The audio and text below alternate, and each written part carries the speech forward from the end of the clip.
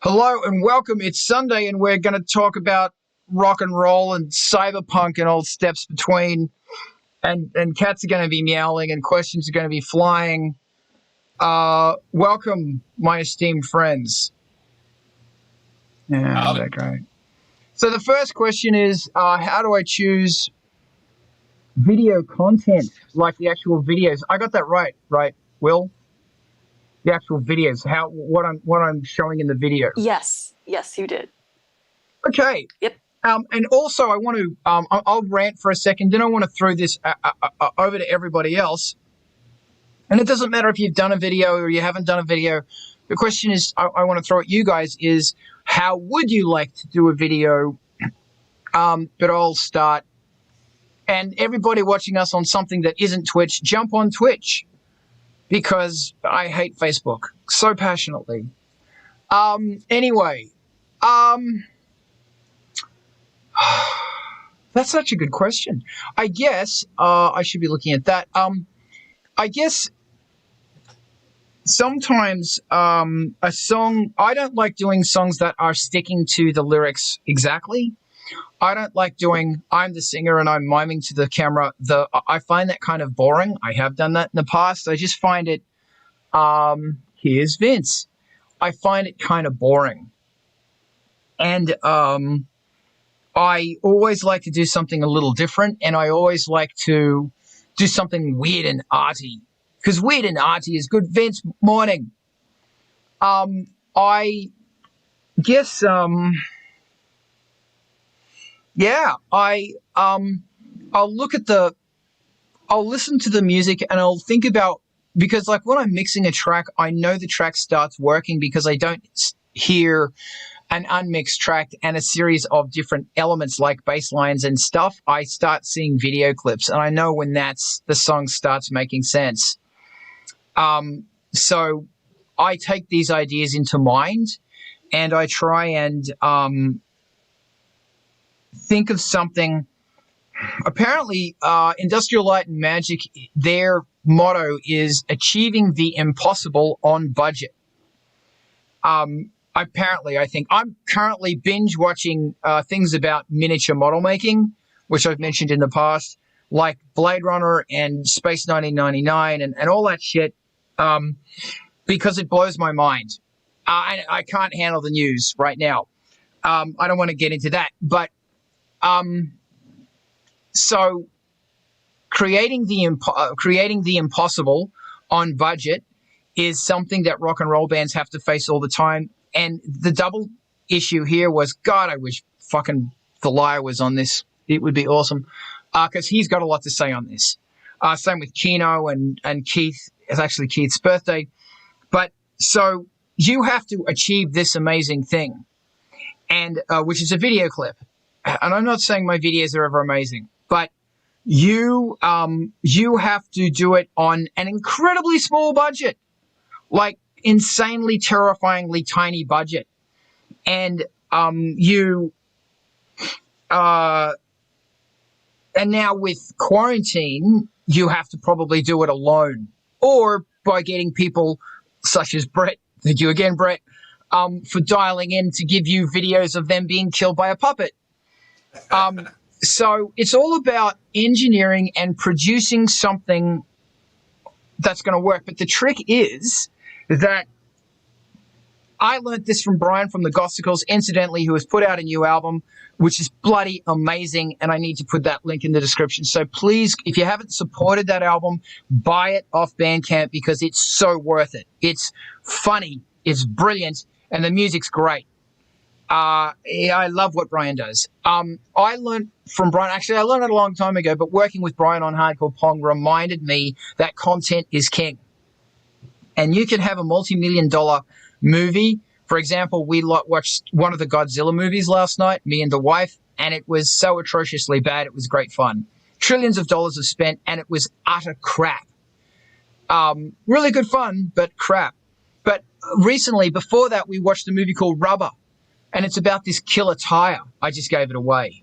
And it's on HBO. It's this like zero budget movie about this tire that goes on a killing rampage. Car tire. And you should join us, by the way. I just saw Daniel's in the comments. Join us, Daniel. Anyway, the thing was that it was the idea. Now I'm sounding like David Lynch. It's the idea that made it amazing. And it's and you look at a movie like Eraserhead, there are visual ideas in Eraserhead and continue that, like, there are ideas in Eraserhead that they'll stay with you for the rest of your life. Ditto so much of what David Lynch does, because it's all about the idea. And ideas don't cost money. So if you have absolutely no money and you have a strong idea, that is what's going to create a video clip that's amazingly awesome. For example, All Puppet No Master, I think, had a grand total of $0. Except I said I'd buy my wife a bottle of whiskey, and I haven't done that yet. She's right next door, and she'll probably pick me up on that. Because all it was a really cool idea. And I actually came up with that idea. I was talking to wife's brother, my brother-in-law, Paulo, and we were chatting about, we were kicking ideas around because I wanted him to work on a video, but he couldn't work on a video because he didn't have the time. So we just kicked this idea around, and that grew. And then I talked to Mike, and that grew. So it's a really simple idea about basically along the lines of Animal Farm, where the oppressed are coming to the master, warning the king, the blind king. Why did he have a blindfold on? I'll let you decide. Why did she have bunny ears? I'll let you decide. So a really simple idea that is spiked with all of these little bits of spice that might mean something, or they might not mean something, or they might have a real far deeper meaning. But the whole thing is that the working class, the underclass, overthrew the upper class, and in doing so, they became the upper class, which is an age-old story. But because of a whole bunch of different things and the content of the lyrics, that's what's going on there. So content is king, and it doesn't matter if you're doing a song, a drag show, a book, or whatever. Doesn't matter. If you have a strong idea at the center of it, and then branching out as you develop it, that's where you do things like build bunny rabbit ears and build these things, and that's how you start building concepts. And the most important thing is always carry a little book or write it on your phone, because just like a song or anything else creative, you will get an idea for creating something cool. You might be watching another video clip and you have this really cool idea. You have to write it in there. And I have I put everything in my iPad, and I have cool, fucked up music video ideas. Usually they're from bizarre thoughts and bizarre conversations. It was shot with one camera. That camera actually has 3 dead pixels. When you shoot it in low light, it has 3 dead pixels. And I had to go through and plot those out. It was shot in our lounge room. So we just moved the couches and everything out of the way, put up black curtains, made a little set, and that was it. And Raphael, my wife, shot me on the first night. Then we set it up again on the second night and we shot her on the first night. I shot her on the first night. We did me on the second night. Because it's LA, everything's so small. My stuff was shot here, chair, tables, black background, and then her stuff was shot behind us. So it was basically the same set, but we took the core ingredients out of it. No, we shot me on the first night, her on the second night. Yes. And like I said, it's really fun to throw little random things like bunny rabbit ears or a blindfold or the guy's eating or something like that. Just random little brush strokes that just make you think above and beyond of what's going on right now. Did that answer your question? Yeah, that did. It was actually very informative. And I now kind of like appreciate what's going more behind the scenes, what's like going on the like whole like soup of like a music video. Yeah. Um, Adam, if anybody else has something they want to ask, I see Adam's hand, and then anyone go. Let's talk about this. Like Adam's always got something to input, doesn't he? Like can't shut this guy up. One of the things that I really like about All Puppet No Master is that it has a narrative, and I think that's an important piece in music videos. Like since we started the channel, let's plug MTV TV, shall we? EMPTYVEETV on Twitch, and we're doing music videos on there all the time. And since we started that channel, you know, we've gotten a tremendous amount of submissions from dozens and dozens of artists, and we're seeing an awful lot of video. And some of the stuff that we see is incredibly clever and well done. And the nuts and bolts of it is that all of these artists are basically as broke as a joke as the rest of us. We're all producing on shoestring budgets.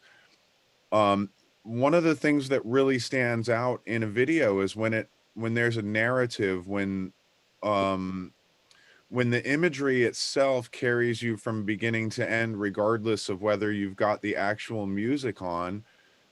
um, you know, then you've got a visual story. All Puppet No Master is a fantastic example of that. Like you could put that to any music and it would still be a really very, I mean, an incredibly strong narrative. I mean, you know, that is, the imagery in that is incredibly well done. um One of the things that I would suggest, and I've been suggesting this a lot to artists that don't have videos, because we're like, hey, send us your videos, and they're like, we don't have any lyric videos. Stock video is cheap. There's so much stock video out there. There's many sites. Yeah, Carl. No, you keep going. I'm next. Keep Oh, going. gotcha. Um, there are so many sites out there, like, you know, there's tons of free stock out there. There are several sites. When I first started doing lyric videos for Skeleton Closet, I was like, I ain't spending anything on it. Now I spend $40 a month on a subscription for stock because I need stock all the time.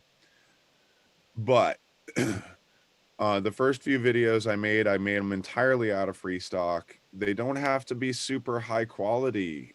Like on YouTube, like the you know, if you're at 720p, it's going to look great on YouTube. It's going to look fine on Twitch and all of that. So it doesn't have to be like super high quality 4K all the time. In the future it might have to be, don't get me wrong. Currently though, you know, when we get this, just as a little technical thing, when we get 4K videos for MTV TV, I have to take those files and make them smaller, because the the programs, the OBS and such, they don't really like the 4K video. Of course, if you've got older machines, they don't like 4K video. So we are still kind of still in the 720 1080 range for quality. That said, stock film, um when you're pulling out stock film, what I was doing was I was trying to find, because it's like you'll find like one or two things that are like really great and you're like, oh wow, these images are terrific and I can really kind of do something with this. Then you have to find 100 more clips, because it takes a lot of clips to make up a narrative. um Other things that you can do, like the thing with stock video is that it's there to be fucked with, so remix it. You know, you have a lot of tools. Even the most basic video editing software has a lot of tools.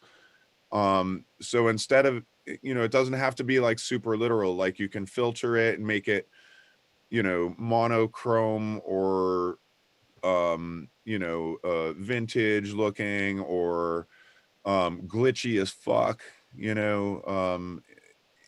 The the idea though being that you create a narrative from the beginning to the end using the stock video clips.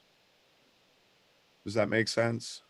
Like, you try to find things that'll roll together, the sort of the same way that you would compose a song or something out of parts, like out of samples, right? It's a lot like composing out of samples using stock footage, because you're not actually like recording the stuff yourself. You're taking what you have available and then creating something out of that. I'm going to say also, when it comes to stock video, in a lot of the videos that are produced, you know, with the singer singing on the thing or the band playing or something, I see, because I've been using a lot of stock video and trolling the stock sites and looking all the time, then when I watch other people's videos, I'm like, oh, I've seen that piece of stock footage, right? You start to recognize the samples.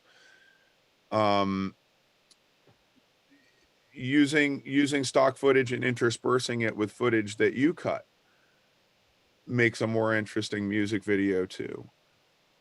Carl, Let me know when you're done. I can be done. All right. Because I don't. The rule is we don't interrupt, and I'm not allowed to interrupt you because you have gems. I appreciate that. The only other thing that I was going to say is that lyric videos are really, you know, effective. Like, you know, creating a video out of stock lyric video, it's better than having no video at all. Thank you, Adam. Also, public domain. There is so much stuff in public domain. It's like insane country. And like there are so many sites. If you go on the public domain sites and you just research, you just Google public domain and up they come. And there are so many awesome science fiction movies. Yeah, right. You just take all the space bits, because space bits, and they have models in them. And models are awesome. And you know, they're on strings and stuff. You put that stuff in. Also, with your lyric videos, there's a whole bunch of really fun things you can do. For example, you might have your phone, which I, as a matter of fact, I just happen to have one right here.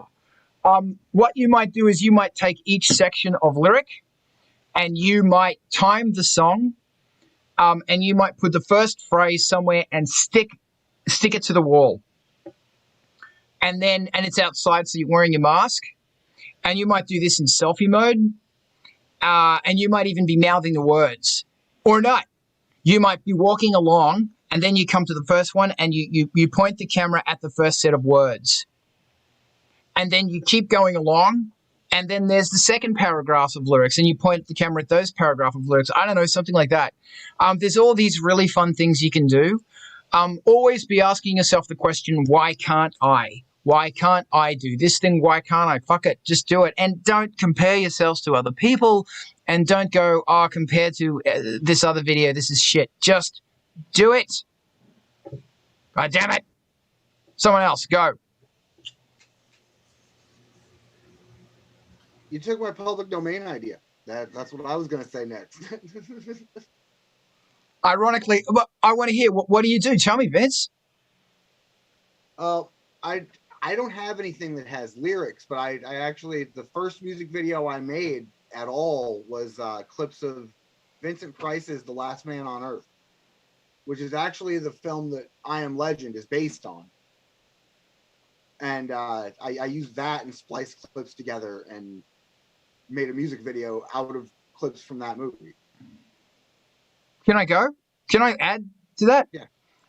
That's awesome. See, another really fun thing is you even get, for example, Trip to the Moon, which is now public domain.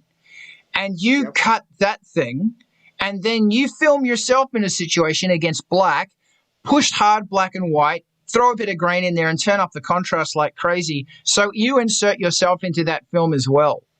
So you start changing the narrative of these things as well. And that sort of thing's really cool fun, where there's all of these things you can do, and it's really good fun. And you get to make a spaceship set. I'm all Video about game spaceships clips. right now. Sorry? Video game clips work for music videos too, because you can stream to Twitch and then save it and then pull whatever clips out of your whole stream. Yeah. And then pretend you're the guy in the I've car. done a few of those. Actually, that's a really fun idea, is you have a guy playing cars, and then you have a shot to you in the car. Maybe that's a dumb idea. I don't know. But that's an idea. Okay, somebody else. Either jump in there or give us another question. Go, Daniel. All right. I mean, the only thing I was going to Daniel, suggest. turn your mic down. Turn your mic down. Shit. Your Hang on. mics are always so loud. Yeah, sorry. How's that? Any better? Yeah, it could go down a bit more, but for the moment, that's fantastic. Go. Okay. Hi, everyone. Yeah, I was just going to suggest that creepy old cartoons are excellent. Like really creepy old cartoons, like 1930s stuff. Excellent. You can copy, you can cut that, and you can distort it, and yeah. We love Skelly tunes. Yeah, right? That. And a lot of that stuff is now public domain as well. And the Russian stuff. Hmm. Never forget the Russian stuff. Yeah, there's a lot of really good resources out there. Yeah, that's it. That's it. I was always a big fan of Atomic Cafe. That's in the public domain as well. So use it. Get grab an Atomic Cafe thing, make a Demon Hate video from it. Have some fun with this. I was thinking about this the other day because we had the conversation was last week or whatever, and we had brought up different ways of approaching music, and we were talking about Tom and Jerry, right, and the music and the theory behind that. One of the things that I was thinking was like those old cartoons, right? We were exposed to more cultural sub-references through like Chuck Jones and Tom and Jerry stuff than we learned in school. We were exposed to more literature and opera and jazz music and cultural references like mythologies, fairy tales, that kind of stuff. One of the things that I really enjoy about the visual medium when it's attached to music is that ability to draw on influences like taking these old things that we love, taking the cartoon bits, taking the the Méliès film bits. Am I saying his name right? Méliès, that did Trip to the Moon. Yeah. Like he did really amazing film stuff, especially considering the time. He was a motherfucking genius. So here's the thing is you take those things, you incorporate those into your video, and you're continuing that tradition as well by exposing your audience to some of the visual things that influence you, like David Lynch. Carl making his own version of a like a 3.5 minute David Lynch film.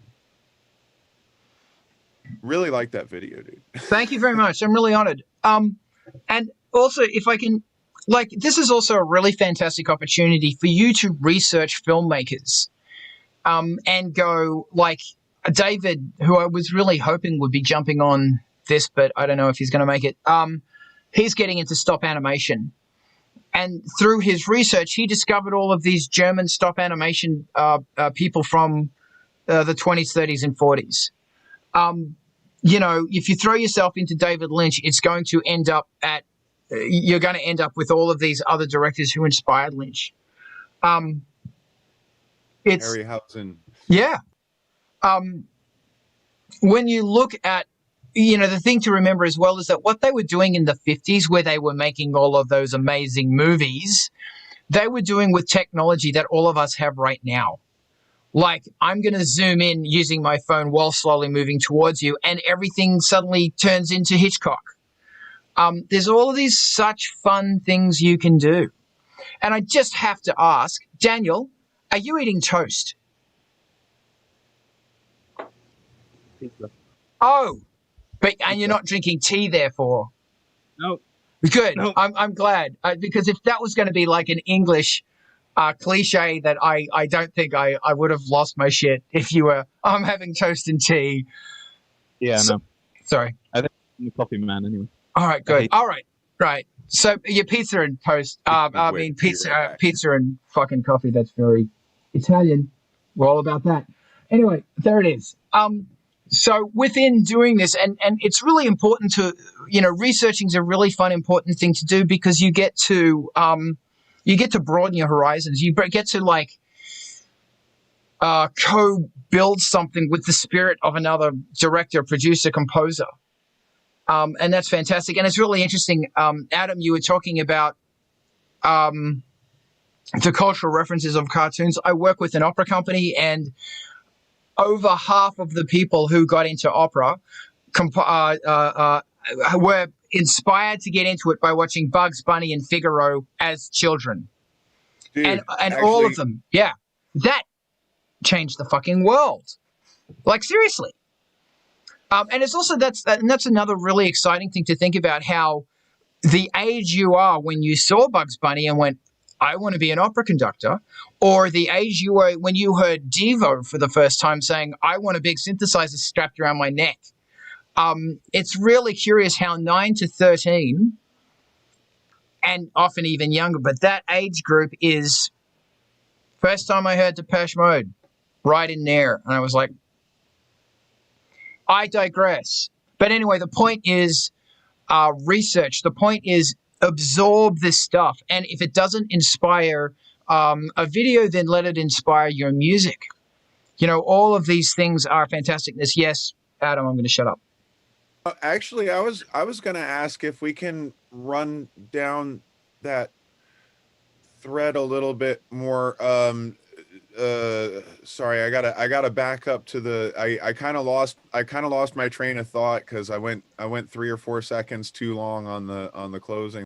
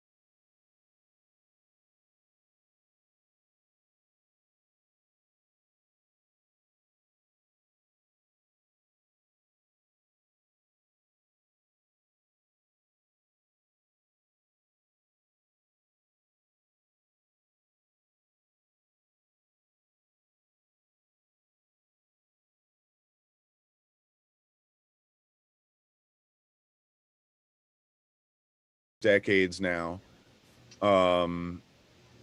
you know, it's not uncommon to hear, you know, Magic Dance at a goth club, you know, being a song that's nearly 50 years old now.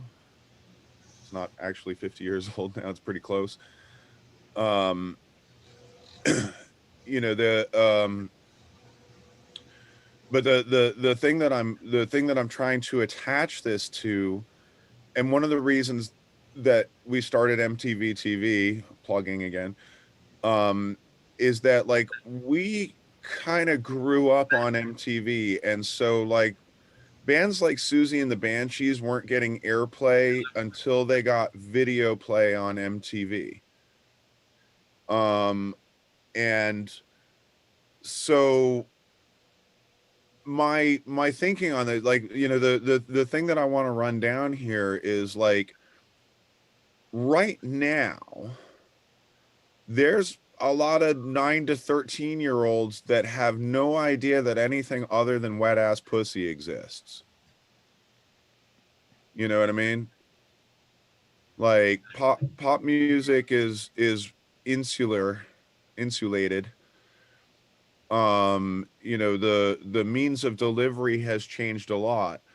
But since those users are not quote unquote old enough, even though a lot of them do, to be on Facebook and to use the how do I say it? You know, when we talk about clubs and stuff, we're basically like 18 plus, right? Because, you know, because the content, because the imagery, whatever it is, it's like, yeah, you know, like, you know, if you're a conservative parent, you're probably not going to want your 13-year-old kid to watch Spank the Nun videos.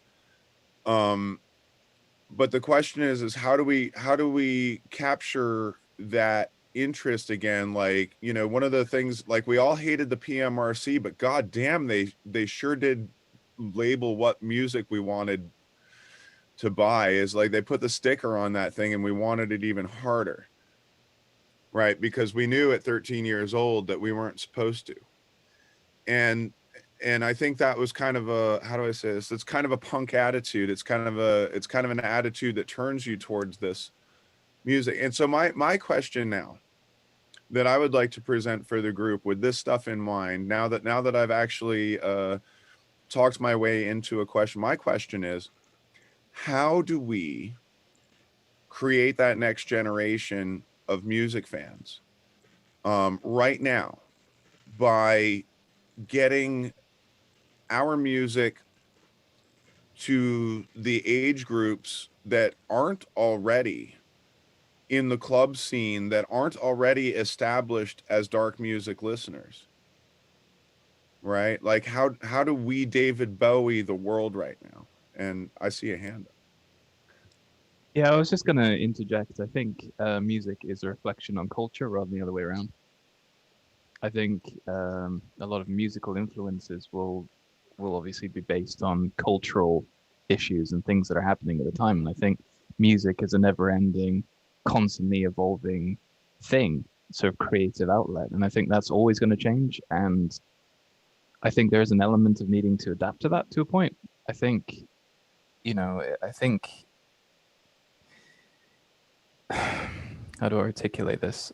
I think that art is constantly evolving and it's constantly changing and it's reflecting cultural norms and cultural issues, and that's never going to change. And I think if we want to promote our type of music, I think it's got to reflect the issues that are happening so that it's more relatable to people that maybe haven't been subjected or been introduced to our sort of thing. That's Adam, floor is yours. Yeah, no, like I completely agree with you. And I think actually, you know, I've been saying the last 4 years should have been really fucking awesome for punk rock.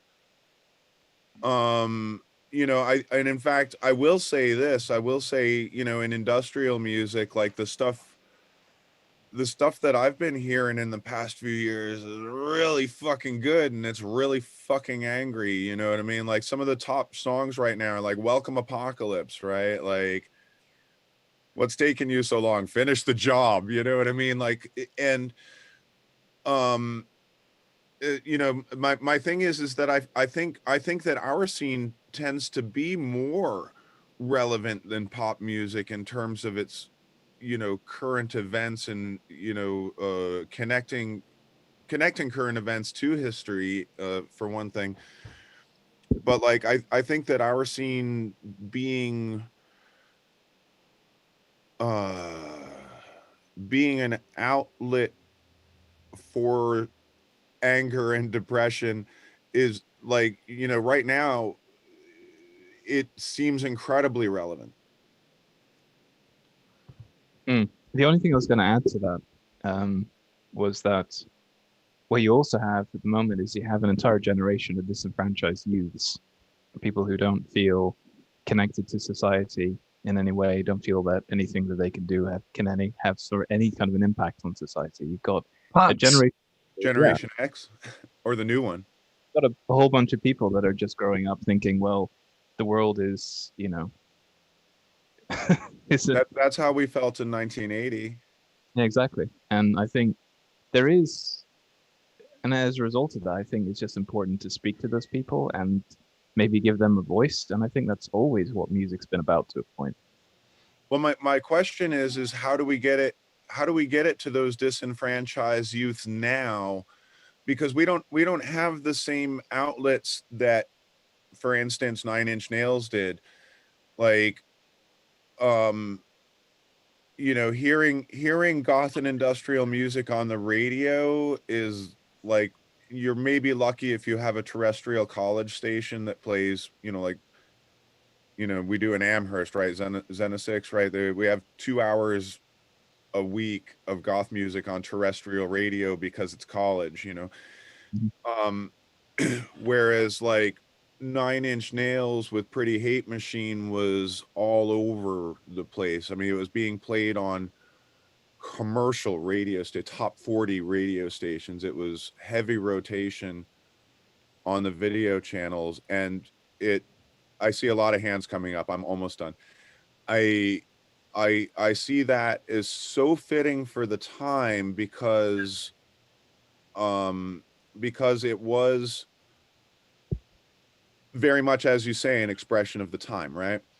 And so my question is how do we reach ourselves at 13 years old with a Pretty Hate Machine when we don't have those avenues that we received that from? Okay, the oh no, Julius, go. Um, I do agree that content itself is important, but I also think we need to find the right platform to present it to the people, to get the young people into our scene. I've heard that TikTok is very popular today. It might sound funny, but maybe we could reach more people on TikTok or Instagram. I think MTV TV is a very cool project because it's on Twitch, and I think it has grown to an extremely important platform for younger people. Yeah. Yes. I mean, MTV TV is our attempt at trying to create something to fill this void. I you know, it's cool, but like we're still so small, and it's going to take a long time. I mean, it's going to be a long time before we even have enough content to roll fresh content 24 hours, if that makes sense. Like we have about 8 or 9 hours fresh content now. And so, you know, being sort of one small drop in a bucket. Yeah, like we need more stuff like this though. I see Diana wants to get going, and I want to hear what she has to say. So. Well, what, 10 years ago now, I was doing internet radio, and I devoted an hour every time to just stuff that wasn't on top 40, that was from everywhere else besides the US. What gets me with MTV TV is like, okay, this is really cool stuff, and here, see it, like this is new. And all I'm doing lately is just emailing or messaging bands like, hey, your stuff is really cool. Please email us. We'd like your stuff. And some of it I can't always, some of it's in Spanish, some of it's in Russian, but the content itself is like, people need to see this. Yeah. Sorry. And I'm excited to share it. Like I want other people to see it. And I don't know how many other people are excited about it, but I'm excited about it. And hopefully that excitement translates to other people, maybe. I don't know. Daniel, I go. forgot where I was going. All right. Diana, hold on. I'm sorry. Diana, when you get your thought process go, just put your hand up, let us know, and we'll jump back to you because you have a your finger is on the pulse on this one. Diana, Daniel, then Vince. All right. The only thing I was going to say is just a thought rather than a question. I think in terms of music availability and distribution methods and just this on-demand instant availability to anything you want whenever you want, I'm thinking things like Spotify, etc. Do you think because of that it's harder to find your audience, or do you think it's easier to find your audience? Both.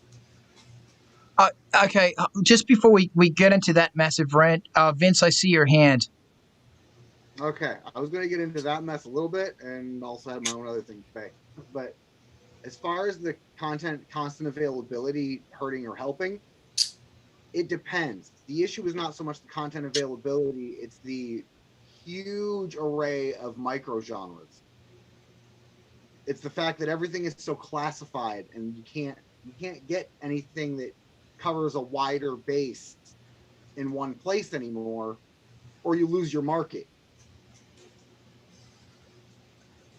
There needs to be more cooperation between genres of music and different record labels that produce different things in order to get a little bit of something with more reach, to find more fan base.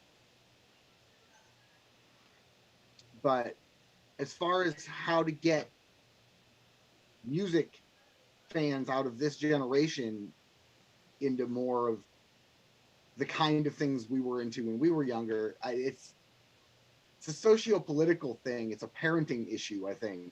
You've got to get parents to talk to their children about the music they listen to, or find a way to connect with a younger audience in general. And again, I think that comes down to music genres. When you look at what's most popular, I think you have to kind of lean into that a little bit at some point to reach the audience you're looking to reach. Diana, I see your hand. Oh, thanks, Vince. Was there anything else, or am I cutting you off? No, I'm good. All right, thanks for that, man. Diana. All right, I think I got a little bit more tuned into what I was going to say. I tend to do a lot of the behind the scenes networking. How do I put this? The architecture of the thing. Information management. Yeah. But besides collecting all the info, because somehow the information finds me and I just do what I do with it. But so now with MTV TV, we have Twitch, we have the Facebook page. Now I've started the Instagram page, but I started a Bandcamp to collect all the information from the bands that are sending this stuff. And then I can see, that they are similar to these bands. And then I can contact the bands that are similar. And it's turning more into networking than I imagined, and making all the platforms, using the platforms for the tools that they are, so that I realize that a lot of the bands are on Bandcamp or they're on Instagram, but they're not on Facebook, so I can reach them on Instagram better. And the audience is also so you have to kind of see where your audience is to direct. So right now I tend to either not do it or go all in, and I'm just gathering information right now. And from what I can see, it's using the platforms for the tools that they are to then reach your audience, to see where your audience is. And at the moment, not that all the platforms work together, but using them to inform me of where I find my information next, if that made any sense. Daniel, I saw your hand. Yeah, Thank you, Diana. To Adam and Di, yeah, this is to do with your MTV TV project, and I think it's actually a really good project, and I think it's got a lot of potential. From my perspective, I think it's got potential because a lot of these platforms are going to be hugely regulated because of all the music industry and all these DMCA strikes and copyright strikes, this, that, and the other. And you've basically got a whole industry of people out there just, it's like hungry hippos. And the good thing about what you're doing is that you're promoting a lot of unsigned bands, which means that you stand a better chance of anyone of being able to successfully host this music in a public forum and actually promote it, because a lot of the music that you're promoting is unsigned. They can't copyright strike it. I don't know how the algorithms work in terms. Keep going. All right. No. If I'm full of rubbish. No. then... Keep going. I want to hear your thoughts and opinions. So my thought is that if you can do that, if you can have it as a platform for promoting new talents and promoting new things, and if there's a way to get around all these automated systems for copyright striking music by targeting specific, I'll back out now. I will jump right in on DMCA. Can I jump straight in there? Now, just before you do, I want to say something real fast. Guys, what you're saying is really important. This is a bloody important conversation for us to have. Twitch just signed an agreement with DistroKid this week. So it doesn't matter if you're signed or not. It might be awesome news because Twitch might start saying, now that we're going to be collecting royalties on these bands' behalf, as a band who needs royalties that pay my rent, I need that to happen. Obviously, I don't want copyright strikes because I want my music to get heard. And it's how am I supposed to do a live stream or this stuff when shit's getting strikes? However, I'm hoping that Twitch, Orange, AWOL, and all those DistroKid, the agitators are going to say, okay, Twitch has to start paying bands royalties because the bands damn well deserve it. That's what the core of this issue is that Twitch and Facebook and all of these other people do not want to pay the bands. They don't want to pay them the royalties that are due. That's what's going on here. Adam, I'm going to throw it over to you now, and then, Brett, I see your hand. That's all right. I was just going to say, furthermore, when you upload to their platform, basically you hand over your rights to them. No, you do not. No, you do not. That is against every single International Copyright Act.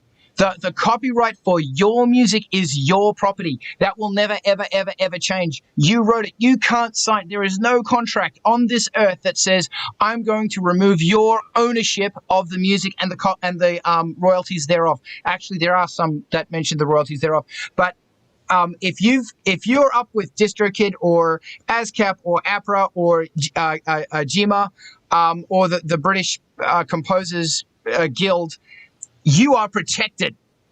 And that's I'll step out now and let the shit hit the fan go. Okay, PROs, ASCAP, BMI, etc. So in Clubland, the venue is responsible for paying the licensing to the PROs, and then DJs are not responsible for licensing. This is something I've been fighting with, for a year. DJs are not responsible for licensing. DJs are not responsible for licensing. DJs are not responsible for licensing. Venues are. The platforms are venues, and this is the thing that we are running into. I don't want to get too deep on this. what I do want to do is say the thing that we are doing with MTV TV, because of this problem, is we are doing all submitted video. It is artist submitted video. So you gave it to us, like you want us to play it. Nobody can say boo about that. Twitch can't say boo about that because we have permission. You gave it to us, right? That's the whole point of having submission based video. That said, it is limiting in this way because then we can't be like, oh, we like this video by band X, and you know, so we're going to play it like a VJ, right? Where I could take like any old videos and play them in a VJ set or whatever. No, it's a little different because if we want something from a band, we got to write the band and say, hey, you know, we really like your video and we'd like to put it on our channel. Would you please submit it? You know, also by having the open submissions format, we get more of, as you say, the unsigned, the new acts in the scene, the up and comers.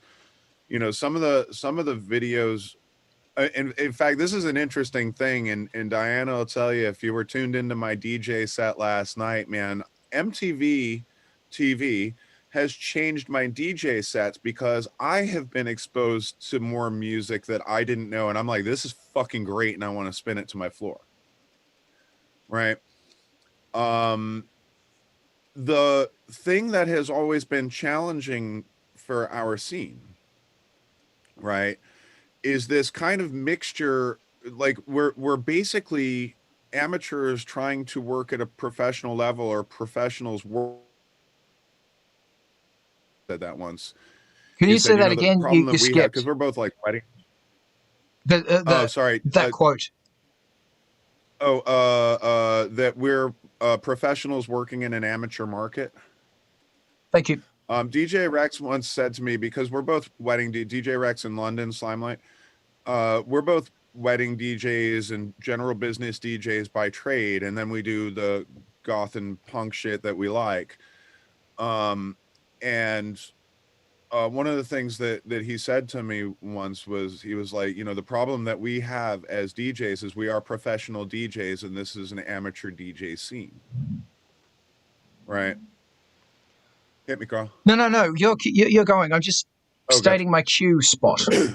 Yeah. You know, the simple fact is, it's pretty much the same way with you know, the unsigned underground artist scene, right? Like, you know, again, we're not living in an era like, you know, the old label model is a dying behemoth. It's taking a long time to die because it's so big. You know, when we talk about contracts that remove your rights, those that has been a problem for so many artists. You know, the Motown artists that died starving, right? Because they didn't own the rights to their own material, the publishing. So maintaining our royalties, let's get on to that. So as independent distributors, the distributors, when we're our own record label, basically, we are using these services like DistroKid or CD Baby, right? We have an opt-in. The opt-in is, do you wish to collect royalties from YouTube and blah, blah, blah, and all these digital services? If you click that, then all of a sudden, that's when everybody basically gets the notices that say, oh, you got a copyright flag. Oh, you got a copyright flag, right? You know, as artists, we can decide to forego that few pennies if we wish, and make our music more available. Like I actually was kind of surprised because I got a message from a DJ friend in Canada who was like, yeah, I got flagged for playing your song. And I was like, what? Because I get like pretty pissed off about like getting flagged for playing stuff, because I'm like, fuck you, man, I'm a DJ, I'm just trying to play your shit, stop fucking harshing on me, right? I'm not a criminal, right? I'm helping you. And so when somebody got flagged with my stuff, I was like, immediately wrote to CD Baby, and I was like, this doesn't happen with my American DJ friends. Why is this happening in Canada? It's because the law is a little different. And so as artists now, if we want our friends to be able to play our music, we have to forego that few cents that we might get for them playing it. It's a really twisted system. Okay. As you said, the DJs don't owe any royalties. DJ's job is to play. Licensing fees for your alcohol also carry with it licensing fees for playing music, and ASCAP, etc. They get a cut of that, and that gets distributed amongst artists. So the problem is, and I'll make this brief because I hate talking about this. The problem is okay, now this is in the digital thing. Is it Twitch's issue to pay the artist, or is it the carrier? And that's been a battle that's been going on for a million years. Is it Spectrum Internet that has to pay it? Because technically Spectrum Internet, technically Spectrum Internet is the carrier. But YouTube goes, they go, no, it's YouTube that's playing it. So usually when you get flagged, you get, you can't monetize. The DJ can't monetize this. That's what my flags are. Anytime my music gets flagged, it's you can't monetize this music because this music is copyrighted by this owner. And we're all cool with that. Yeah. I don't get my stuff doesn't get muted. I get copyright mutes every now and then when it's some band I've never heard of or I have heard of, that it's this injected silence. I want to pull this back to what's important, and that is basically getting MTV TV to kids, to a new generation. That's what's the important thing here. Point one is, and I see hands, and I'll get to it.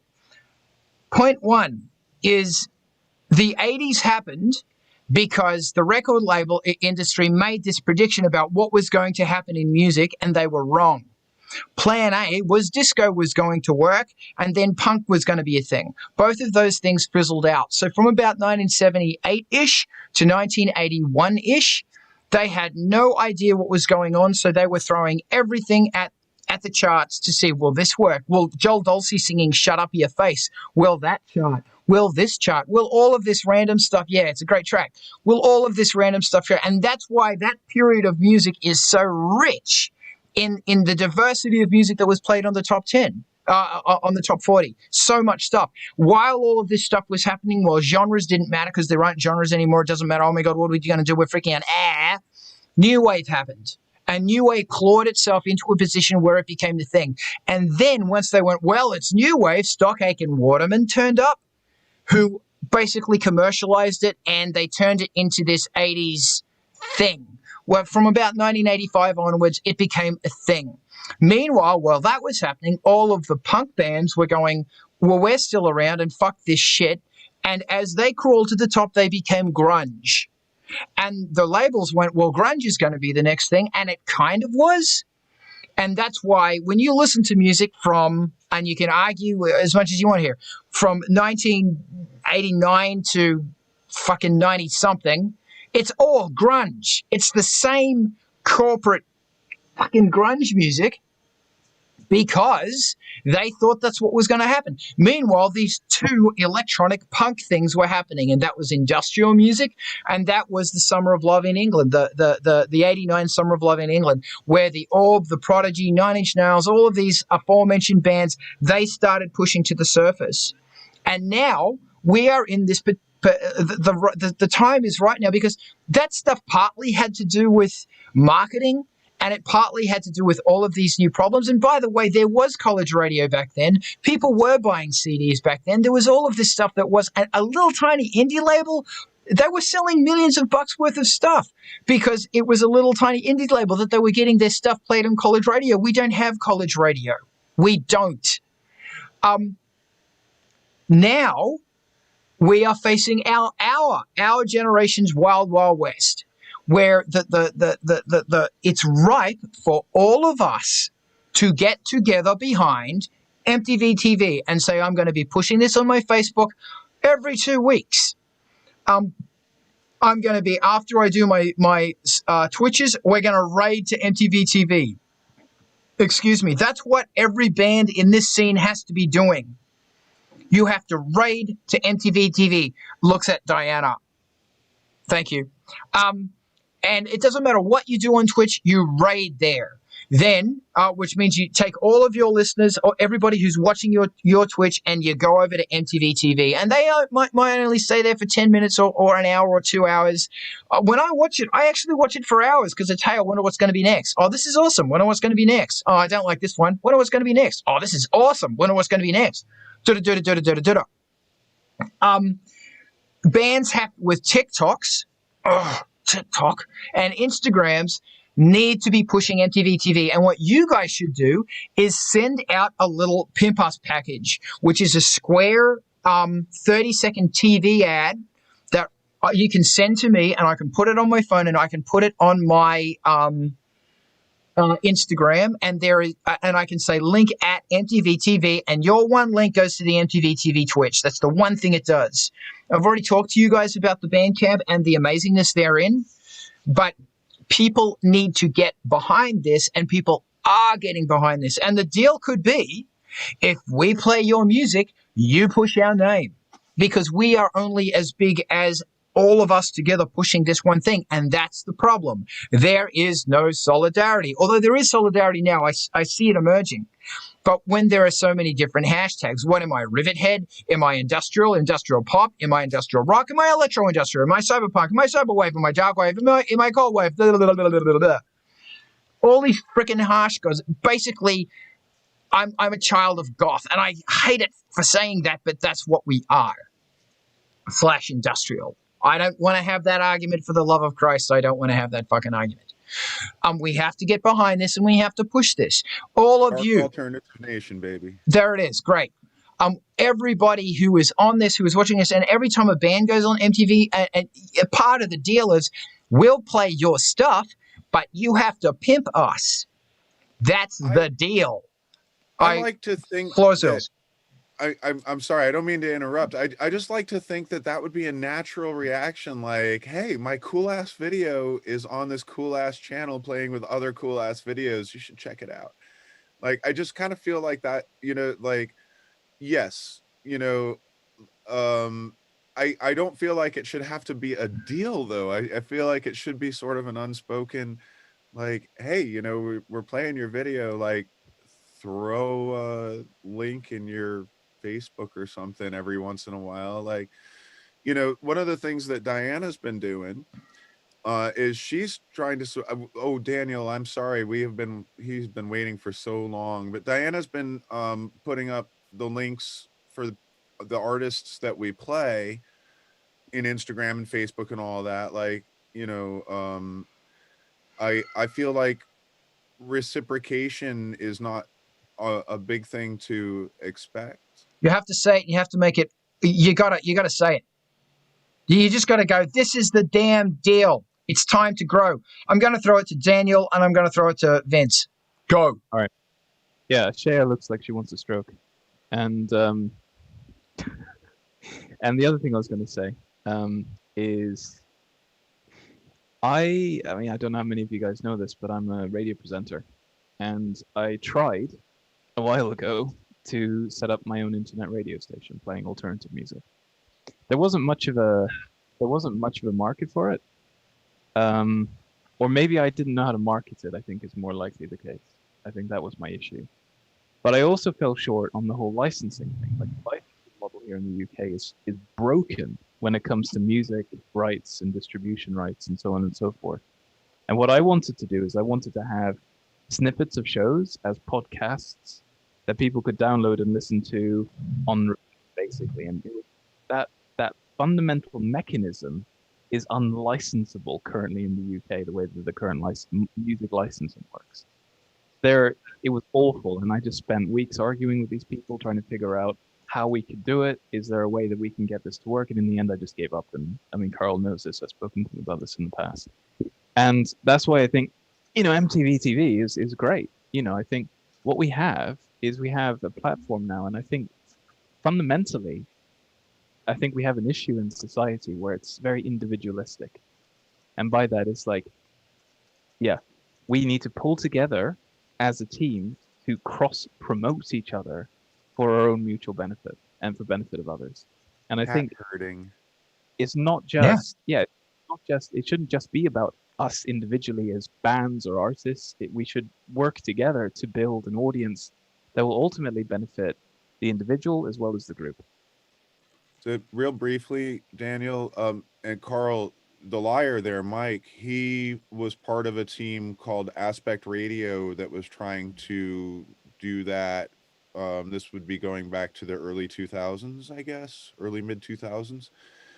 Where they were also trying to do that. They were doing DJ sets and online radio, and they ran into the same problem where the licensing structure just became so overwhelming that it crushed them. Actually, Daniel, is there anything else you wanted to add? No, that was it. All right, that was really excellent. Thank you. Vince, can I throw it to you? Yeah. I was going to say a couple things. On the note of Twitch and DistroKid, they've actually had a deal with DistroKid since November. Because I've had my music available through Twitch Soundtrack since then. Twitch Soundtrack? Yes, Twitch Soundtrack is a companion app for Twitch that'll let people use the music from it in the background of their streams, and it pays the artist the royalties. Kind of like the music uploads you can do to Instagram and TikTok for the story feed. It was relatively new. It may be that they just recently finalized that deal because it was in beta when I signed up. I'm sorry, Vince. I just want to point out that the musicians are all going, what? Vince, can I give you the floor? I want you to talk about this so that the other musicians that don't have their shit together, that's me included, please tell us about these things. Okay, I don't know exactly. I know there's 8 or 9 labels that I'm pretty sure CD Baby's one of them that they signed this deal with for Twitch Soundtrack, because I don't have the app because I haven't been streaming since a few months ago. I lost my deal with Fortnite, so I stopped doing that for a while. But I did get my music onto Twitch Soundtrack, so I've got music available there for game streamers to use in their streams, and they can play it in the background and it'll just pay me royalties. And I know several other companies, publishing companies and distributors, have deals with Twitch for this app. Okay, so this is like how you can put your music in Facebook stories and that kind of shit. Yeah. Okay, all right.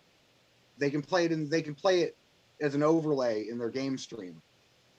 Right on. So, well, okay. So if CD Baby is in there, then I'm happy. But like that's one of the things that like Diana showed me that you can do that in the stories on Facebook and stuff, is that you can look up stuff. So she's put like Skeleton Closet stuff and some of the remixes that how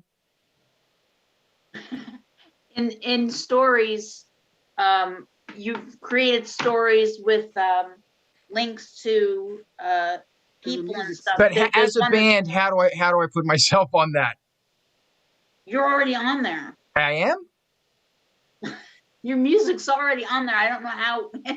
All right, so my agitator's obviously done that for me. So I knew that. Whatever. Oh yeah, Vince, I know all about that shit. I've been on that for months. It's funny because I don't make any money, but I already know about this. Yeah. I'm sorry. Okay, I'll shut up, go. No, in stories on both Instagram and Facebook, in the story, and Twitch, Twitter has stories too, but that's another thing. They use different wording, but it's basically the same thing. But if you go to create a story and you end up putting up links, there's a part there where it's just for music, and you can look up your music and put a snippet of your music on the story. And a lot of your music's already on there, Carl. Damn. Well, I feel like a bloody idiot. Thank you, Brett. Brett just put up the link to the Facebook help there. I should make a note of this. Thank you. All right. Hold on.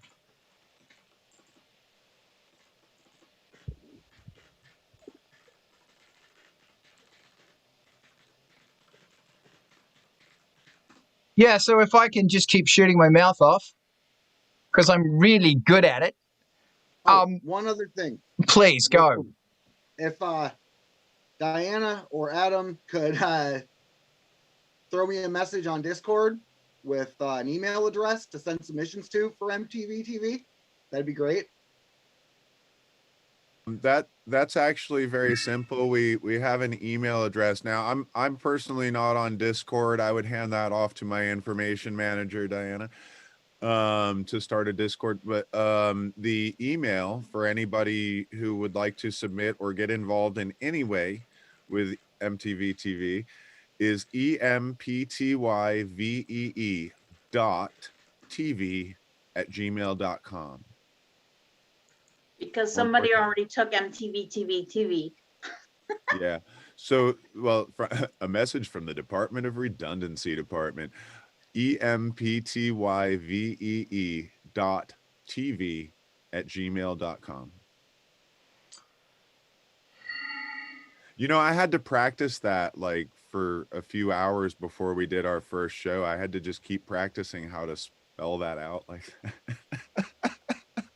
yeah, I've got a handful of music videos. I could just send you everything I've got videos for. Some of them are video game clips strung together, and then I've got the one that's the old movie clips.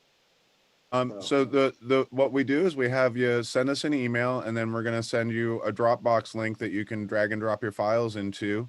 And we just ask you to, you know, put your name, project name, and the name of the track on the title, right, and don't send us 4K. Well, I can't do that anyway. Yeah, we had started off with just sending the Dropbox link, but then we found that there were just anonymous videos in there with no name, no band name, no track name, had no clue what they were. It's like, I need a contact. Yeah, so that is why we did that, so that Diana can manage the information much more easily, so that we can be accurate. You know, one of the things that was tough in our first show is we can't, neither of us can read Cyrillic, and so we didn't know what the hell the name of one of the songs was until we could find a translation for it. Of course, it turns out that they had just put it in text in the video anyway. We just didn't see it, but like, you know. Okay. Read a little bit. All right, if I may.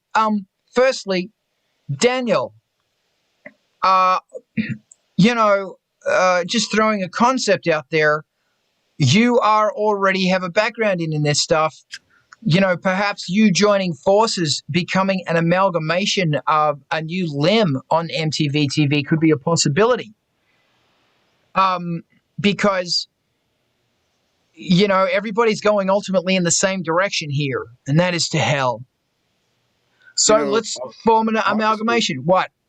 Honestly, MTV TV right now is just me and Diana. I do the production, and she manages all the information, and we write the stupid funny shit together. And we, you know, how do I say this? Like, we could use, like, we want more help. We want more input. We want more producers. Like one of the things that has come up with like VJing stuff is like, well, am I producing it, or is this VJ a producer? Because if I'm producing it, it's going to have to kind of go one way, you know. But if the VJ is a producer and can produce a program in that respect, then that takes weight off of my shoulders. It's something that I can plug in. Whereas like a VJ that, you know, I have to do all the work, and they're on-air talent, well, that doesn't save me any work. You know what I'm saying? Yes. And therefore you've also got other DJs as well. Like, there are a whole bunch of parts that can be orbiting around this planet. Like, and that's a conversation that we're going to be having later. But, and, you know, this is the thing that I found about collectives in the United States don't work. and they don't work because there is something, no offense, and I don't want to be, this is not a bashing American session, that there is something in the culture about in the American culture that does not say, let's form a collective, let's work together here. When I was in Australia, everything's a fucking collective, and everyone's behind the collectives. And like we had trash frequency, I like that, crash frequency and primary dark wave. Crash frequency had 40 bands that were all pushing, keeping it together. Primary dark wave had 200 plus bands, because it's in the culture. Whereas, and I've heard Deadmau5 shoot his mouth off about this quite a few times, is that, you know, maybe you guys need to be asking more Australians, English, Germans to help you out, because these countries are all communally orientated, and Canadians, but not New Zealanders. For love of Christ, not New Zealanders. Are they even human? I don't know. And they walk down the street and they say, "Give me 6." You know what's cool though is New Zealand. What's cool in New Zealand in the same word? Oh my God! We have a new friend. We have a new friend in New Zealand who did a really cool thing with MTV TV. He has an inflatable projection, like a screen, like a big. It looks like a carnival thing, and he projected MTV TV at the park there where the Riff Raff statue is. And so it was really cool, and they have like a webcam there so you can watch it on online. And so we were like literally watching Angel Spit video being played in the park in New Zealand. Super cool. If you ever get I'll just say, jokes aside, if you ever get a chance to go to Wellington is possibly the coolest city in the world. I'm dying to go to It's so cool. Yeah, it's so fucking cool. Too. Yeah, Australia's pretty good, but Wellington is something else. Like if everybody their brains are hemorrhaging with insanely awesome ideas. I have give me 30 seconds. So when Angel Spit played in Wellington, every single person somehow had something to do with Lord of the Rings. So every time we went to someone's house, everybody spoke Tiro, which is the language of the Maoris, and everybody had orc armor everywhere. They had little bits of orc armor. What's that? Oh, I built it. Oh, I built it. Yes, I built that orc armor. Pretty good impression. Anyway, yeah, they're bloody awesome. So Wellington, oh my God. This was brought to you by the New Zealand Travel Authority. Anyway, if we want to keep talking about not New Zealand, I'm obligated by law to take the piss out of New Zealand once a day, and that was my moment. Thank you. Is there anybody else with a question, or do we want to keep going on this conversation? Because this issue of community is very important, especially right now. So I relinquish the floor. I'm going to point out Sounds and Shadows group on Facebook again. If y'all aren't part of that group, what Ken Magerman has been doing, he's the dude from Amaranth, right? What he's been doing over there on Facebook, it is the most effective I've seen on Facebook yet. It's the best group that I have ever been in on Facebook. As far as connecting artists and ideas in the dark scene, unbelievable. They were also incredibly helpful when we were first kicking off MTV TV and have been very supportive of the whole project. And I highly recommend that all of the artists and DJs and promoters and artists and everybody in our scene get connected to that. Julius, I see your hand. Group again. Sorry. Sounds and Shadows. Sounds and Shadows. Thanks. Yeah. Everybody's gonna click away for the links there. Is it mainly for bands and creators, or is it also for the punters, for the tribe? I don't believe that anybody is limited from joining the group. He does moderate posts to make sure that it's not a bunch of redundant, useless crap. Cool. Very cool. Yeah. So yeah, I mean, Would you guys do me a favor and like not do anything cool for a minute, because I need to refill my coffee. Sure, you got it. Nothing Right cool. back. Nothing cool. All right. So take it easy. There he goes. Yeah, he's gone. So there's a secret to writing an amazing song, and this is how you write the greatest song in the world ever. And you'll also, if you do this, what I'm about to tell you, because I learned this from members of In Excess, one of the members of Nine Inch Nails, and a bunch of other 80s men. I'm serious. This trick is how you write the best song. And if you do this, it'll change your career. And it's so fucking simple. It's really simple. Now, before we were talking about the importance of a really core, strong idea. And that's everything. Core, simple idea. But what a lot of people don't understand is it's the way you build the idea. And I am recording this, so you'll get to see it. You can play this back. When I was in university, you've heard of the band Midnight Oil? One of the members of Midnight Oil came to the university, and they started telling this. And then it's like this. It's this secret knowledge that no one talks about because it's so secretive. Step one, like I said before, you have to be in a place where you're just creating simple, focused ideas. Really, really, really simple. Are you guys familiar with a band called Icehouse? Yeah, Icehouse, Ivor Davies. Look into them. Great band from the 80s. They're still going now. And when you look at their earlier albums, they were starting to do this thing where really a brilliant way of working. I've got it, and it's funny that I don't actually do it a lot.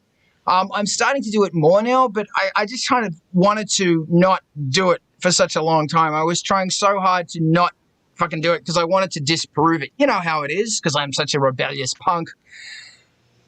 Anyway, so I've started doing it. I've started researching this because they've started mentioning this on podcasts. I've been in contact with a bunch of my friends from university and stuff where we were going, hey, were you there that day when they told?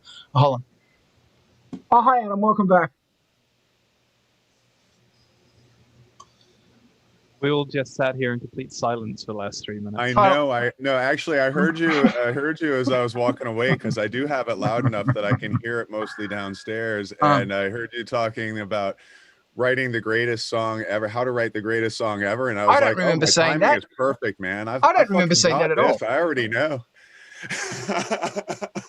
Anyway, but we'll get on to more important things, such as, do we want to go back to community here? Talking about community or anything like that.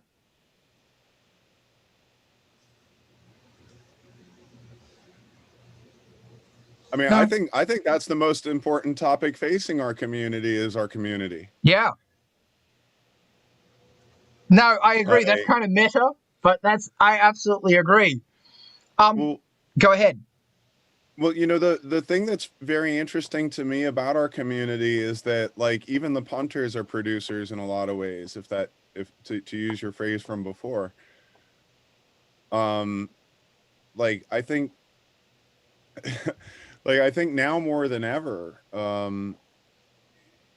you know, how do I say this? It's like, you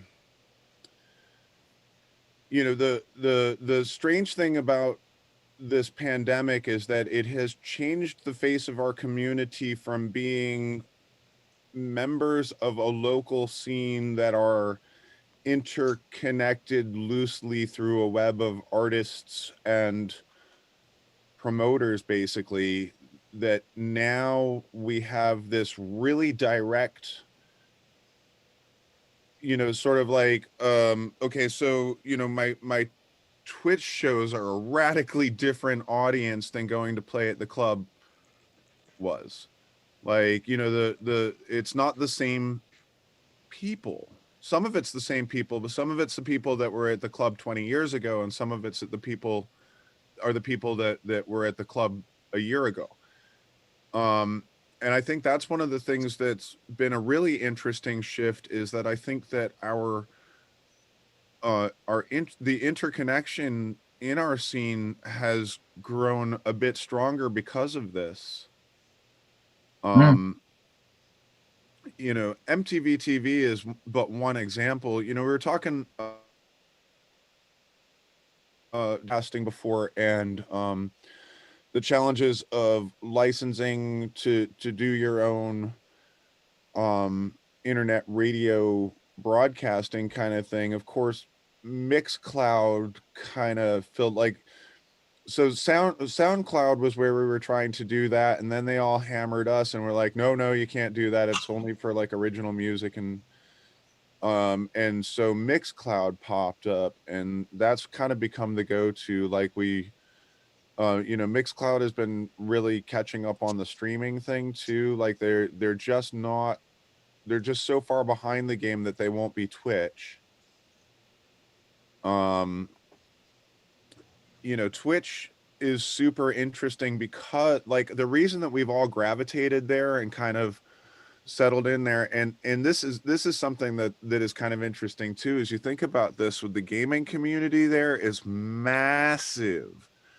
Like, you look at some of these gaming streamers and they have like tens of thousands of followers, and that is mind-boggling audience size to a goth scene. It's like, you're lucky if you can get 24 people watching your stream. I'm gonna say this, like, Loki and I, we're really fucking good DJs, and technically incredibly strong DJs, and like, we struggle for an audience. We see DJs that are not strong technical DJs that have massive audiences. Like, Twitch is still a mystery. The thing that is most interesting about that, though, is how it has drawn non-club goers into the fray in a new way. One of the things that is interesting is, obviously, like, right now, since we're all kind of isolated, it's like, where people who are mobility impaired or simply agoraphobic or whatever would not go out, or would not be able to go out to enjoy these events, can now be front and center in the middle of this virtual dance floor in this chat room with all these people with the same general subset of interests. You know what I mean? Like, the conversations that get going sometimes in the Twitch are just awesome. And then when like, one of the things that we started doing, because Carl had suggested it, was attaching a Zoom room to our Twitch, and that is so much fun. And from the DJ perspective, it's really awesome to see some faces, like, even if everybody's just like, but they're all talking and stuff, everybody's talking and they're having a good time, but it's like, wow.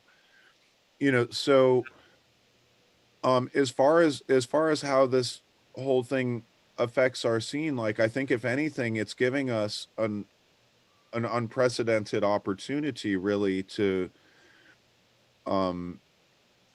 connect. And I guess the question that I have goes back to, but how do we get that to the younger audience and light them up on how cool this thing is that we do? So yeah, I think it was Daniel said it before, and Vince said it as well, that it's important to go where they are. So that means hitting into TikTok, and like, we need to be. I am 2 generations apart from them, not 1 generation, but 2, and that's because the concept of possibly, arguably, even 3. The concept that the amount of time that a generation is happening is even less now. And when you said light them up, like, I don't know. Like, I'm involved with this other thing called Justice for Hire, and they just got 2.5 million TikTok views in like a couple of days because it's all like crazy martial arts stuff. And it's not people doing dumb dances. And it's actually stuff that I look at and I go, yeah, I can get behind that. It's really cool. Like, it's got this cool proactive message about how martial arts can, better your life. And I was amazed at the response that they got. And actually check out Justice for Hire on TikTok. I don't know where they are, but just look it up. And yeah, it's brilliant. And it's a reminder that you got to hit them where they are. And if that means, like, how long can the videos on TikTok be? 6. Oh, well, there you go. No one knows, right? It's actually a minute. Really? Yeah. It's a minute? Yeah, it's a minute. Like Instagram? Yeah. I think Okay. so. Then what we need to be doing is uploading 1-minute excerpt videos onto TikTok and Instagram. And the thing that sucks is you just have to keep plowing away at it. Like, that's the thing about promotion that sucks, is no one's watching, no one's listening to my stream. You just got to keep doing it. Because David Bowie once said, you never know who's watching. My God, that is the most important advice. You never know who's watching. What would David Bowie do? He'd just keep doing it in fantastic shoes. I saw did I see Brett's hand up, or I saw someone's hand up? It was mine, but I can't remember what I was going to say. All right. The one thing I wanted to say about TikTok and what you said about being generations away from the TikTok audience is authenticity. Like, the thing that would kind of skeeve me out there would be like, oh my God, old people on TikTok trying to do this old people goth shit or something. Like, what?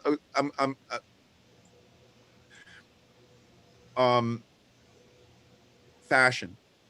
Beep beep. Yeah. I think one of the things that has been really like one of the things that's been really strong in your branding, Carl, is that you create a fashion around your music, right? And I think that fashion is more of a way to reach people on TikTok, younger people on TikTok, if that makes sense. Like being so visual. Thank you. Yes. Can I pick up on that? I'm going to throw an idea out there, and that is to be true to yourself. And this is something that I keep learning and I keep denying, because I think everything I do is crap, and I think my point of view is crap, and I think my opinions are crap. But I'm surrounded I'm surrounded in a chat right now by people who think the same thing about them. Yes, they do. I've had this conversation with all of you, and my entire scene thinks this as well. But what they do and what you do, I think is really cool. And you think what I do is really cool. We all think what each other does is really cool. And that's a really interesting thing now, is that, when I was young last week, the amount of kids that got into this dark thing, it was a fraction of a fraction. It was a minority within a minority. And that minority within a minority, that's all I'm expecting, will be drawn to the ways of the darkness. And because ultimately I want them to hear our music, and I want them to start wearing more black with zippers. That's it, zippers. So when I start doing, yes, I'll jump over to you in a sec, Brett. It's just important to do your thing and to not try and, I don't know, part of me really wants to say just do what you think's cool, and don't be affected by what the marketing expectation is. But the marketing guy inside me is going, no, God, don't do that. But that's what I'm doing, because that's all I've got. Brett, I'm going to throw over to you now. So I put it in chat so I wouldn't forget it, but what the point I was making there really is, you know, the things that got me interested in music and finally interested in a music scene was, you know, I started off with just high school band. Here, play this. It's somebody, you know, some composer somewhere, and I'm playing snare drum. But from there, once I started getting into music and whatnot, it became more and more. How did they do that? You know, how are you, you know, so at first it was kind of metal and it was hair metal and such like that. And it's like, you know, Zach Wild comes along all of a sudden and he's making guitars squeal. And I'm like, how does that work? And then, you know, I hear Skinny Puppy and I'm like, how many people are in this band? And then the number is like, are you kidding me? How is that even possible? And then same thing going forward, Nine Inch Nails and all these things kept driving that interest and driving that. And what kept me going forward was that ability to not only learn the technology behind it, but how that technology was musical. And that is hugely inspiring. And it's like once you know, it's like one of the things for me was realizing I can break a glass and record it and then play it back on every single note of the scale. I'm like, that's insanity. But all of a sudden it changes your entire concept of what an instrument is and everything. And so I think education is a huge part of it. Yeah. Yeah, thank you for what you said. Well, that's why I do these things. And that's why I'm streaming these things, because I want to inspire people. And also, you guys are also at a point in your career and your knowledge base where you also have to inspire people. And this is for all of us. I am challenged. I really need to take TikTok more seriously. Can I whine for a minute? Can I just be a moaning goth? Should I get a violin? Sure. Well, it's more like if you got jangly guitar like Morrissey, that's where I'm going with this. I wrote a poem. Would you like to hear it? Yes. Oh, doth pain that squelches deep inside my brain, why doth thou has come again to welt upon me like a cauldron of bats crying from the grips of hell? Oh, my heart, why dost thou song? Why dost thou weep with such sadness? Thanks. Anyway, it's something. Thank you very much. No, that's the response.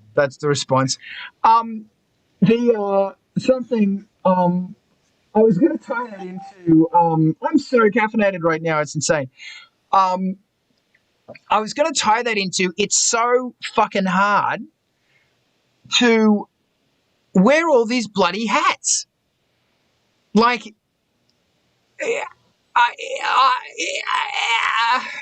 you know, it's like, it's so damn hard. And it's like, okay, sure, I run a label and I feel shitty for the bands that are signed to it. I don't take any money from them. They take no money from me. It's a very strong relationship we have. But this is where MTV TV comes into it.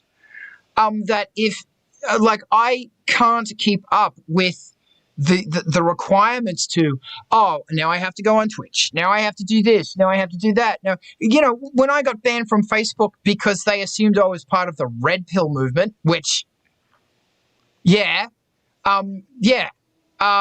was off for a month. No, maybe it wasn't a month. Maybe it was a few days. It was the best few days of my life. I was free. I didn't have to worry about this dumb shit. And this is what's so hard, is that labels can't help bands do this stuff because it's not worth it for their time. Bands have to be doing this stuff. Creative people have to be doing this stuff. And it's so hard.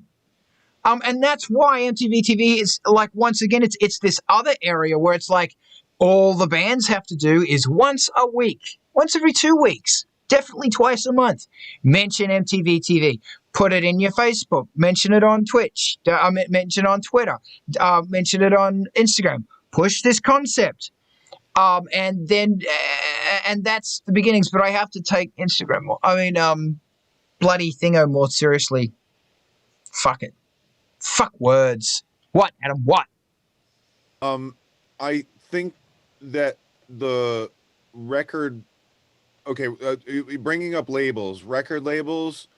The the whole game has changed on record labels, and I think what you were saying before about collectives, with the collectives in Australia with the 40 and 200 bands, that's what we should be looking at to be our label model now, where we are pooling skills and resources to achieve a common goal, which is the elevation of all of the artists in that collective on that label, on that imprint, so to speak. I actually want to delete the word label from our vocabulary and start calling it maybe imprint, because if we collect artists under an imprint, it doesn't have to be exclusive.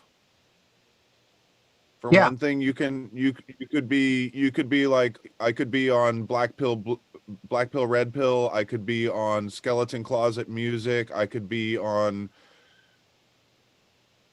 Cleopatra, but Cleopatra is a label. They're not going to want to go to a collective model, right? But like, you could be on all of these, you could be associated with all of these imprints. Like, I think some of the artists are already kind of doing this, between like Squawk Stock or Tiger Squawk Records and what you're doing. Yeah. And we're starting to see, so I'm gonna go to John because he's driving.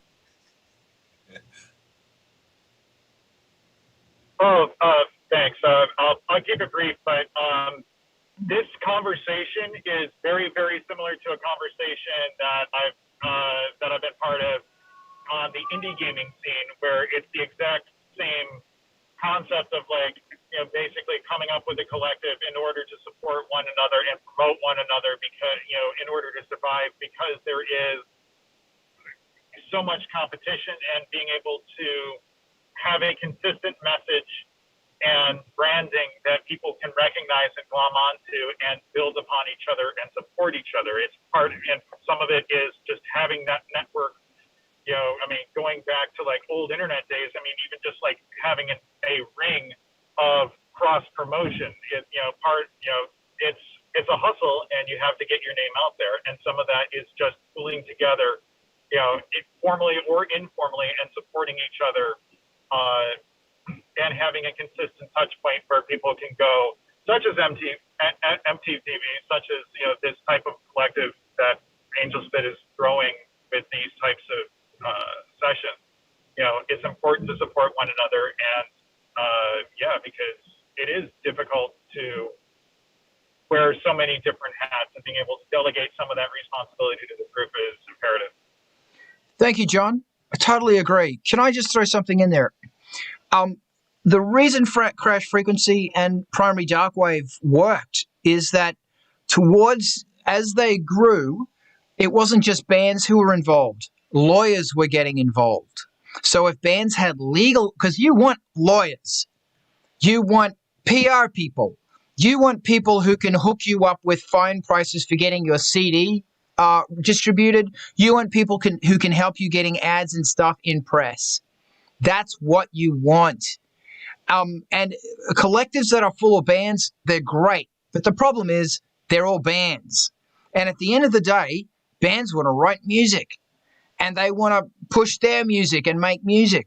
What you need, and this is why we're so grateful to have you involved with this, Diana, is you need the person behind it that is going databases, connecting, an information manager, and somebody who is good at PR and can say, you need to be doing this.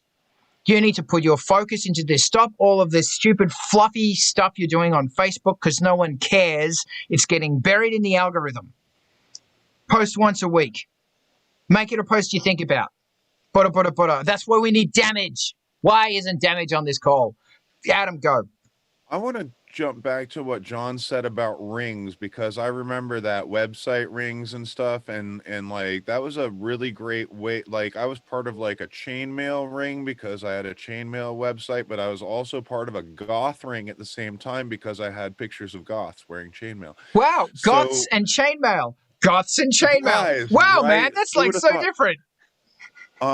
You know, I was anyway. So the thing that I was thinking is literally along those lines, that you know, that it's like, you know, guilds almost in this respect. You know, that we would, you know, that we would sort of identify in this way, that you know, it's like, that's one of the things that I like about Twitch, right, is the raiding kind of thing. It's like, oh, you know, you can raid to MTV, and then like from MTV TV we raid over to, you know, what Carl's doing on Friday night, you know, or whatever. Like, you know, we can take, you know, like last night, you know, at the end of my DJ shows, we always pick a channel to raid, and we kind of like, sometimes we kind of throw it out there and say, hey, you guys want to raid Madison tonight, or you guys want to raid QXTs tonight?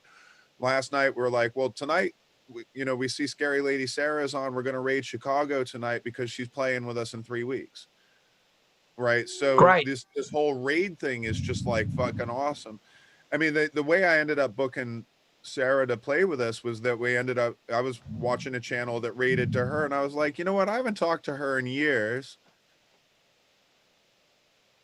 and you know, and she's like really good friends with some friends and all that, you know, kind of thing. I was like, you know, why don't we do something? And this is the kind of opportunity that raids can create, and this is the kind of opportunity that rings, so to speak, or guilds or imprints, however we want to put it, can create. Opinions.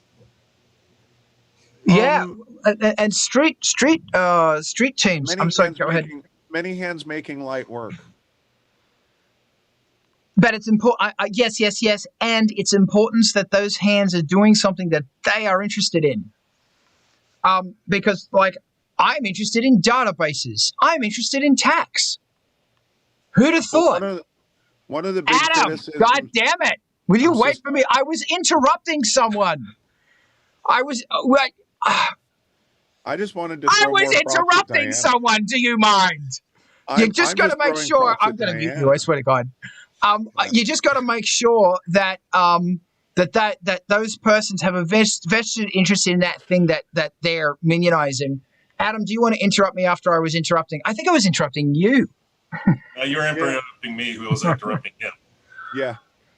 Well, you guys can interrupt each other now. I'm done. So the thing that one of my biggest criticisms about the Diana's boss at the theater that she was working at was that he just kind of missed some of the people who worked for him's best skills and talents.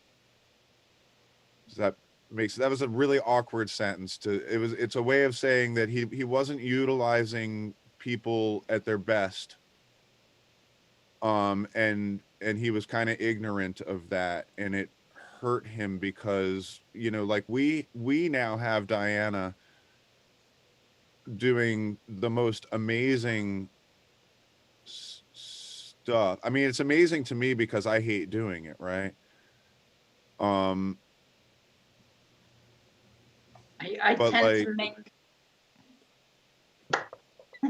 I tend to make connections that not a lot of other people do, or see that what needs to be done and what needs to be gathered. And anytime that I would bring it up to him, it wasn't part of his plan, so how dare I? You know, you guys, you got to look at your immediate core, and it's a case you have to sit down and say, what interests you? Like, besides the music and besides this, what are you interested in? Of your online stupid admin work, which we all have to do, which makes us sick, is it just me? Or do you hate dealing with this bullshit? Oh my God, I hate it. What of that crap do you like working with? What do you like doing? Yeah, but what is the actual thing that, because it's all about online, of your online promotional stuff, what is the thing you do that, hey, John, if there are kids in the car, I should watch my words. I'm going to assume you got kids in the car. Yeah, what is it that you do online? I love hitting every single Facebook community and doing and putting some stuff in there. That's the thing that you have to focus on, each person in the group. What do you do? Go do it. And then by doing this thing for the collective, you're going to build yourself and you're going to build everyone. Adam, go. You actually finished with where I was going, my man, was that, like, the thing is that having somebody like Diana has been so great. It's like, how do I say, it's like, she started doing it for the DJ streams, and then she's doing it for the festivals, and then she's doing it for the live shows with Carl. And it's like, she has gotten so good at it now that it's like one of those things where it's like, she really could create her own, like, she is creating the system that she's using as she's doing it, right? She's figuring out all of these available tools and putting them together in her own unique way.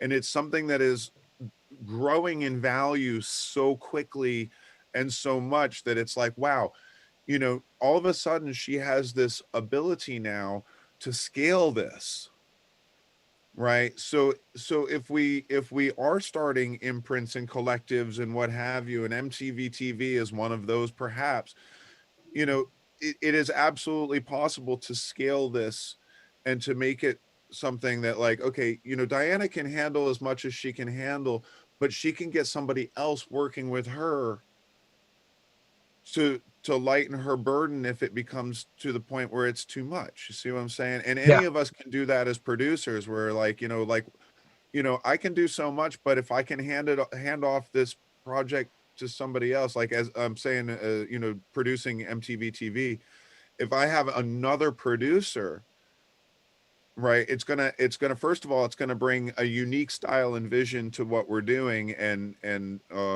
add more variety and diversity to what we're doing, which I think that's a key in everything that I do. I'm always saying diversity, diversity, diversity, diversity, diversity, diversity. It's very important on MTV TV. Like, this is going back to something that Carl said like a couple hours ago. It's like, you pop on and you're like, oh, I like this. This one I don't care so much for, but this one's a banger. If you go on and watch MTV TV, I'm trying not to over curate it, but I want it to be something where it's like, oh, if you pop in, you're probably going to like the next couple of things, or the couple of things around it that you're seeing, where there's some kind of connectivity. And I feel like if you have, if you have a collective and you have 40 bands, say, there's got to be a couple of more Dianas in that 40 people that are going to be excellent information managers. There's got to be a couple of more producers in that collective that are good, great video producers, man. Some of the bands that are doing this independent video production stuff, Carl's one of them, a handful of people around him, Eric Haynes, right? The Wire.